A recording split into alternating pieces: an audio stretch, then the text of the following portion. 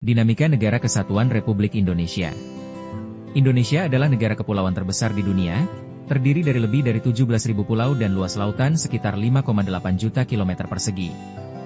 Posisi geografis Indonesia yang strategis, di antara dua benua dan dua samudra, menjadikannya penting dalam percaturan regional dan global. Indonesia adalah negara kesatuan berbentuk republik, yang menerapkan sistem desentralisasi. Ini berarti, sebagian kewenangan pemerintahan pusat diserahkan kepada daerah untuk memperkuat pembangunan dan menjaga persatuan bangsa.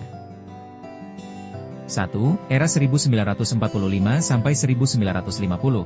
Awal berdirinya NKRI dan ancaman penjajahan kembali. Setelah proklamasi kemerdekaan 17 Agustus 1945, banyak kesultanan dan kerajaan lokal seperti Yogyakarta, Bone, dan Makassar menyatakan integrasi ke dalam republik. Namun, ancaman besar datang dari Belanda yang berupaya kembali menjajah melalui skema negara federal. Melalui agresi militer dan konferensi internasional, termasuk perjanjian Linggarjati, Renville, dan konferensi Meja Bundar, Indonesia akhirnya mendapatkan pengakuan kedaulatan pada 27 Desember 1949 dalam bentuk Republik Indonesia Serikat. Namun, bentuk negara federal ini segera dibubarkan melalui mosi integral Natsir tahun 1950, dan Indonesia kembali menjadi negara kesatuan. 2. Era Orde Lama, 1950 sampai 1965 sebuah ancaman separatisme.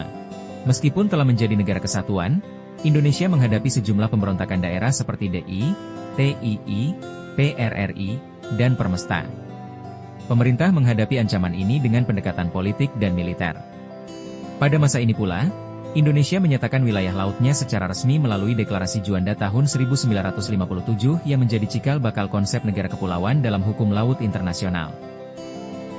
3. Era Orde Baru, 1965 sampai 1998 sebi stabilitas nasional dan sentralisasi kekuasaan. Setelah peristiwa G30 SPKI, Presiden Soeharto mengambil alih pemerintahan.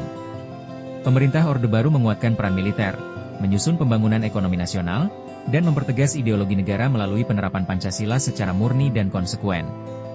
Namun, kontrol ketat pusat terhadap daerah menimbulkan ketimpangan yang memicu resistensi dalam hubungan pusat dan daerah.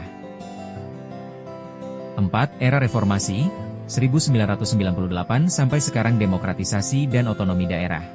Reformasi tahun 1998 membuka jalan bagi desentralisasi kekuasaan. Undang-Undang Nomor 23 Tahun 2014 mengatur penyelenggaraan pemerintahan daerah, memberikan kewenangan lebih luas kepada provinsi, kabupaten, dan kota. Namun, beberapa urusan strategis seperti pertahanan, luar negeri, dan moneter tetap menjadi wewenang pemerintah pusat.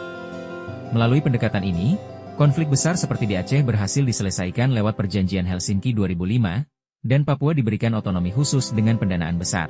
Meski demikian, tantangan separatisme dan ketimpangan pembangunan masih menjadi pekerjaan rumah bersama. Dinamika NKRI membuktikan bahwa menjaga keutuhan negara tidak hanya memerlukan kekuatan militer, tapi juga diplomasi, konsensus nasional, dan tata kelola pemerintahan yang adil.